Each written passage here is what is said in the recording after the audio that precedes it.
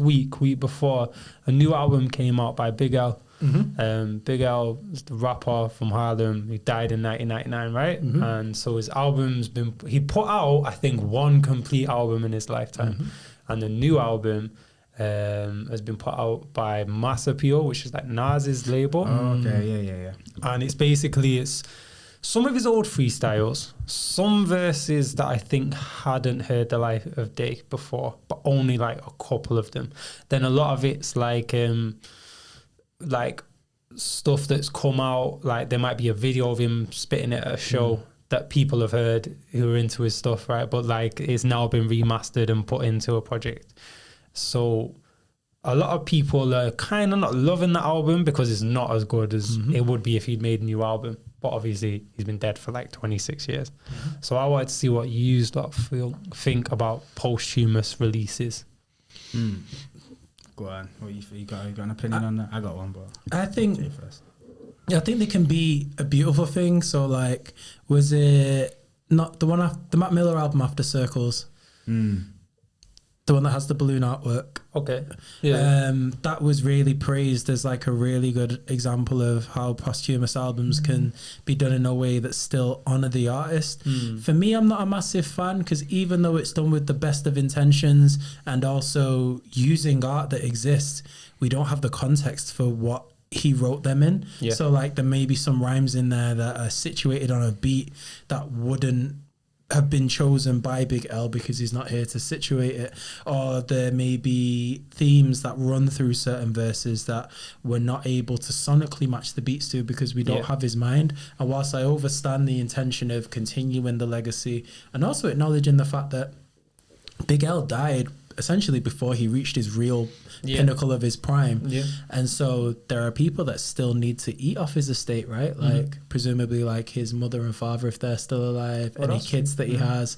And so whilst I get and understand the intention to do both posthumous albums, I think they're so hard to do right, and I haven't seen much positive stuff about the album either.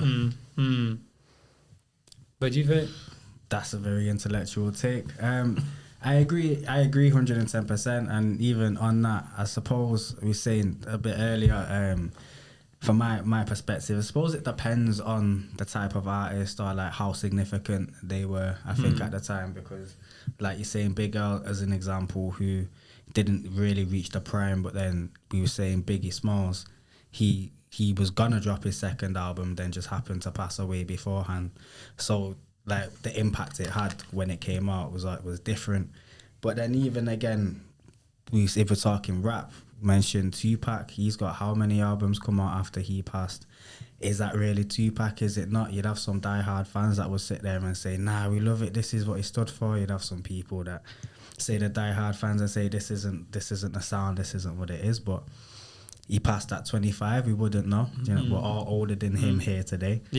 And we're still developing our songs, so how would we know? Big L, we wouldn't know what, you know, so I hear it still. On that, one thing that I thought, there's a tune on the album where it's him and Nas are back to back on it, right? That's hard. But it's like, it's Big L at 24 and Nas at 50. Do you know what I mean? So it's like Nas has had so long to get ahead, and it's like, Big L would be like a competitive MC, and he doesn't want someone else to have a better verse than him. So it's a bit like, you was talking about like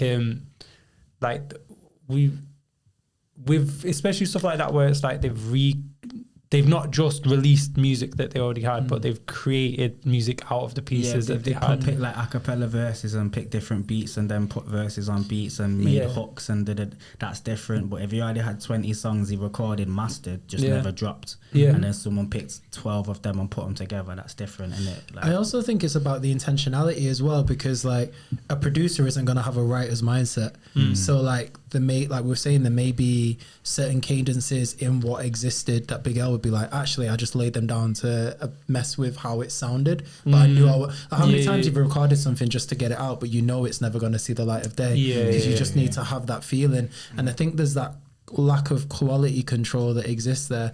This is why, like, although like I guess like the contention aside, the estate of Michael Jackson was interesting because they tried to do one posthumous album, didn't they, with Escape, which had some good tunes on it, but was met largely with negative reviews, and they've not done one since. They're like, actually, perhaps the best way to preserve a legacy is to leave it in the stratosphere.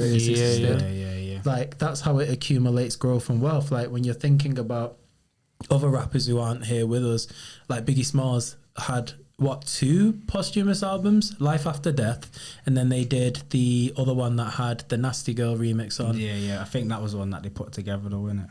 They put that together. It's just not the same. And again, like, wasn't the same, didn't really ring off, although Nasty Girl was a bop, and his family have left it alone. And his legacy and the impact of his legacy has increased. Like, Biggie Smalls is still in most people's top 5s.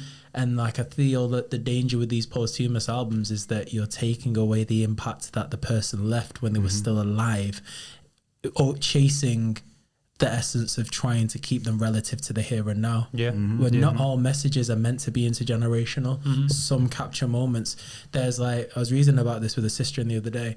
Like, there's a reason why like 90s babies, or 80s babies, sorry, feel a certain way where they hear like the string lines from Soul to Soul's first album. And I think that captured a moment in time, you know, the sound, the feel and the energy of that. And I feel like if you were to then try and take Karen Wheeler's voice now and use some sort of AI to create new Soul to Soul records with her voice, you're going to lose the essence, because Karen isn't there. Do you get what I mean? I get the intention of it, and I understand the intention of it, but we have to be honest as to whether it's fully in service of creating great art, or whether it's in service of just trying to monetize it.